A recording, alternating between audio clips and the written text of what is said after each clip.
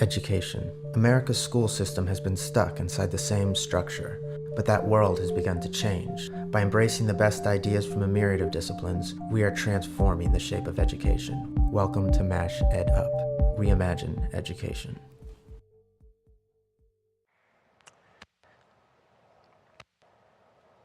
It's the end of a very long week. I'm sitting in the 30th row of a 747 from Dallas to Los Angeles.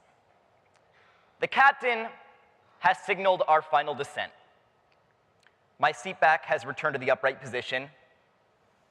My tray table has been stowed. I'm finally going home,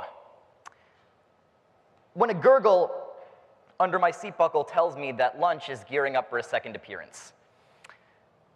A frantic search teaches me that Delta Airlines doesn't regularly restock seat pockets with sick bags. So I do the only logical thing I can think of and try to MacGyver my Sky Mall catalog into a makeshift haversack.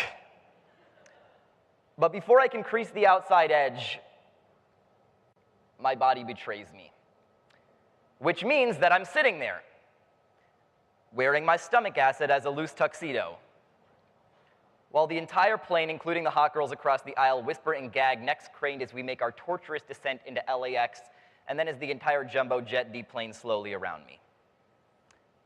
A thought crosses my mind. How do you not restock a plane with sick bags, you incompetent airlines? I'm giving my plastic wings back! And then a second thought crosses my mind. I think this story's good enough for Cosmo. So lucky me for the life experience. Lucky no one I know will ever have to find out about this. Lucky the plane didn't crash.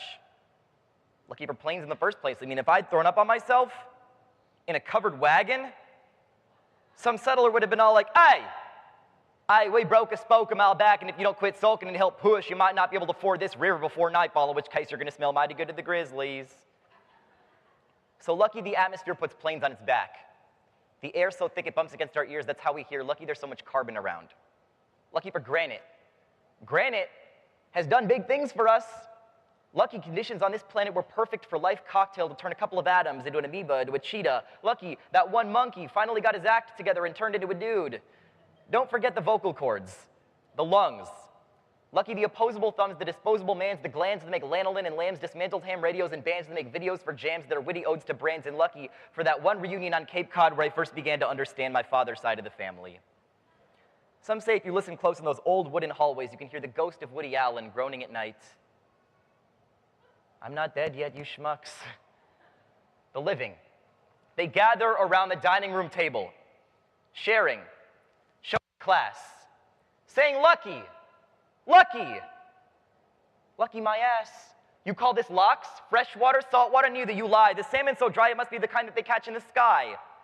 Oh, Stephen's health? Well, yes, they removed a tumor. However, that was the cancer's tumor. Yeah, cancers can grow tumors too, smart guy. Dr. Rubin removed the cancer's tumor. The original cancer is now malignant in the skin cell. They couldn't tell his mole because his vitiligo stole the pigment. He looked albino with 3 shoulders. He tried to dye himself back to normal in a bathtub of Coca-Cola, but now he's got dementia and he thinks he's Al Roker. Oi, a Schwarze and a Goy, but hey, I can't complain. He's better than Roker at forecasting rain. That's how they always end the story of my family. With I can't complain. Grandma, you just complained for 45 straight minutes without breathing or blinking.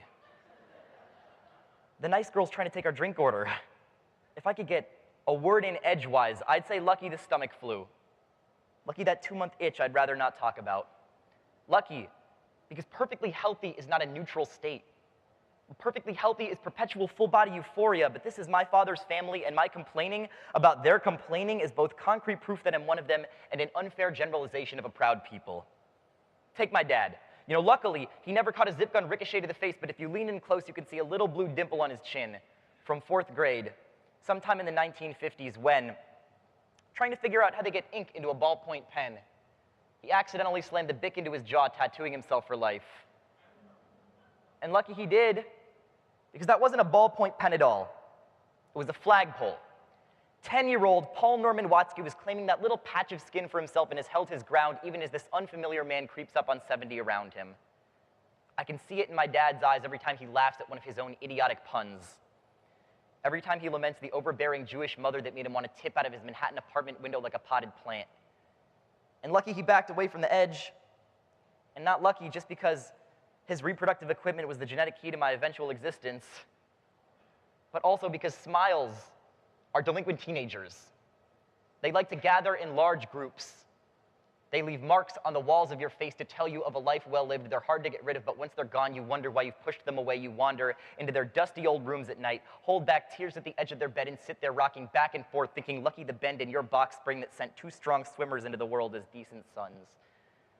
So lucky San Francisco. Lucky the lights over the harbor. Lucky we're so young. Both of us, Dad, because time is like a million-mile wooden dock, and we're at the very end. The very young end, we're practically dangling our toes in the water. Even if